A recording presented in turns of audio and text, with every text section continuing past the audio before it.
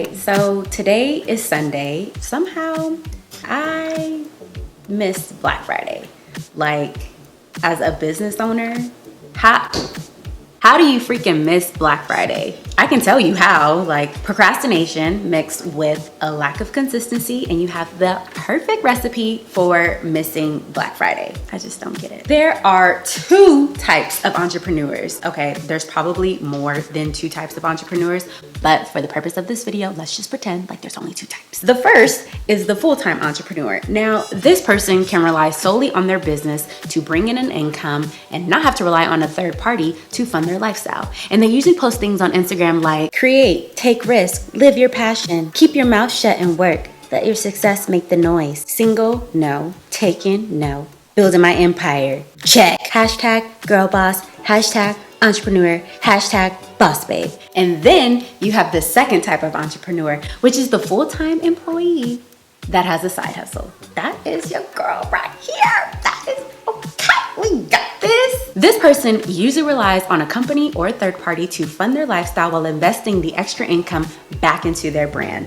And typically, when they do make money from their brand, they invest that money back into their brand. This person also usually looks at the full-time entrepreneur's Instagram posts and quotes with a side eye, but deep down inside they know as soon as they exit the rat race, they're gonna be hashtag girl bossing it up. So if you're a full-time employee and you have a side hustle like your girl, then here are some of the challenges that we face, or at least I know these are some of the challenges that I face. The first is time management. Now, time management is one of those things where I feel like everybody talks about it like, oh, time management, I'm time managing right now. But in all actuality, everybody really sucks at it. As much as I live by my planners, I still struggle with time management. I feel like I'm the most successful with time management when I plan my day by the minute.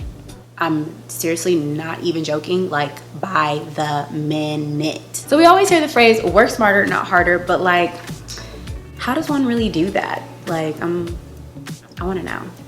Well, Court, I'm glad you asked. I've come up with a few things that have helped me be a little bit better with my time management. And some of these are kind of no-brainer, and then some of them were actually new findings for me. The first tip is from OG motivational speaker himself, Jim Rohn, and that is don't start your day until you have it finished, which basically means don't start the next day until you have a game plan for that day. I feel like that has helped me accomplish so many things and really, get my day jump started. There's also power in really writing things down. I'm talking pen on paper, not in your phone, not in a tablet, pen on paper, writing it down. Not only does it help you with time management, but it just also promotes that habit of thinking on paper and writing things down. The next is the 5-second rule. Now, this was something that was a little bit new for me. And no, it's not the 5-second rule where if you drop a delicious snack on the floor, after 5 seconds, you can pick it up and eat it. No, not that 5 seconds. This 5-second rule is basically when you know that you have something to do, and the moment that you think about it, you give yourself 5 seconds to go after it and get it. This has helped me with time management because I know exactly what I need to be doing. But sometimes, just my sis procrastination, she be coming and she just be sitting in, making herself comfortable. And I'm like, girl, what is you doing? I got stuff to do. Okay, I'm gonna chill though, I'm gonna hang out with you. Obviously derails me from what I actually need to get done. So the 5-second rule has actually been helpful, although I'm not gonna lie, I have not been doing it because I would have been ready for Black Friday.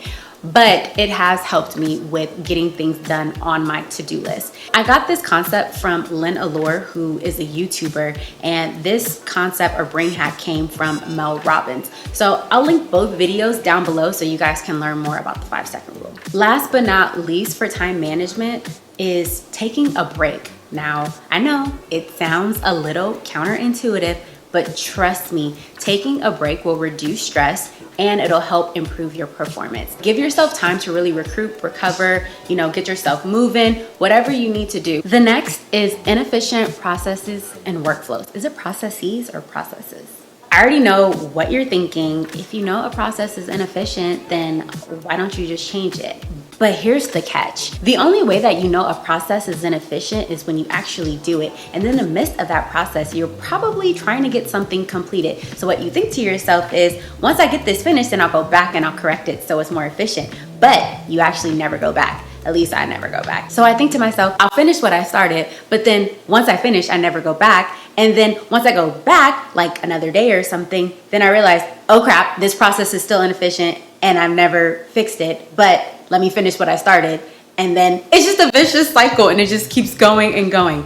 Dang, I'm really telling on myself here. You guys are probably like, sis, I don't suffer from this, you suffer from this. I feel like correcting an inefficient workflow should really be a fairly simple process if you actually make time for it. All you have to do is really identify the gap or the barrier that's kind of throwing your workflow off, make time to correct it, implement that change, and then reassess to see if that was actually helpful.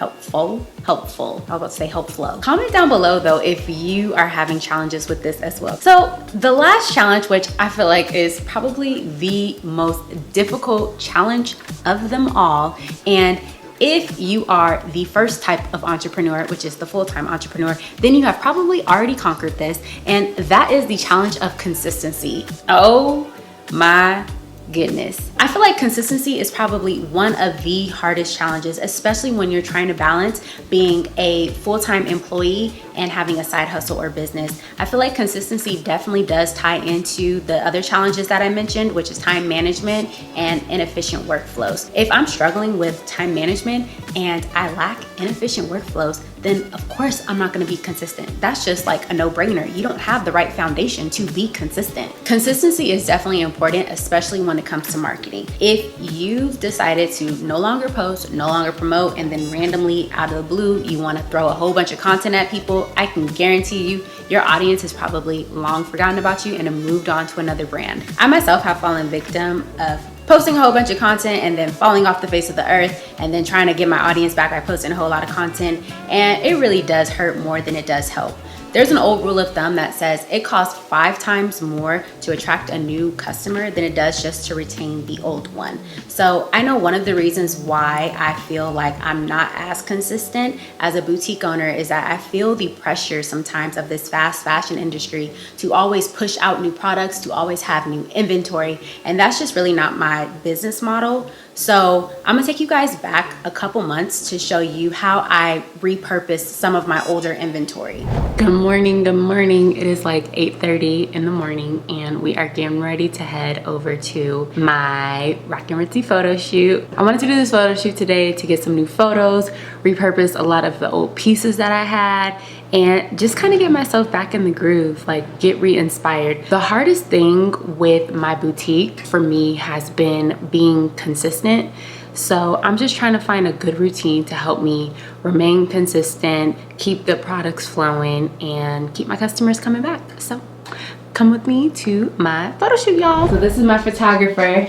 Hey, yo, Some kind of way he made his way to my house. Hey yo, chill out. My goal is to get a lot of pictures in the with the same pieces, so that way I have a lot of content to shoot. I feel like 3 hours is enough time, but I don't know, it might be cutting it close because I have a lot of products. So we're gonna see how this works, but I'm positive this is gonna be a really productive shoot.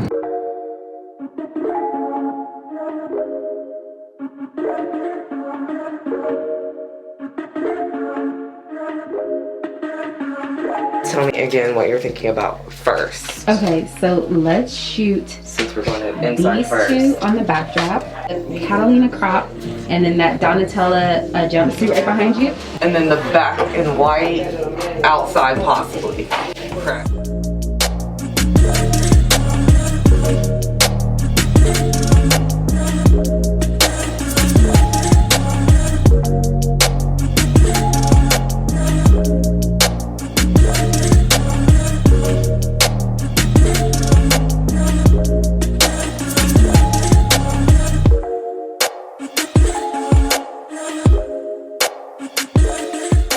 That was a lot to shoot, but we are done. Thank you, Tawa, Marlea. Shout out to my bomb models. That is a wrap. Yeah, I'm tired. It does take a lot of time, effort, and energy to be a full-time employee while trying to manage and grow your side hustle. But somewhere in my little busy brain, I just really feel like it can be done. I hope me sharing some of my struggles and tips were helpful for you all. And I'm curious to see if you guys are in the same boat as me. So leave some comments down below and let me know if this video was helpful and if you would like to see more videos like this. Make sure you hit that subscribe button and I'll see you guys in my next video.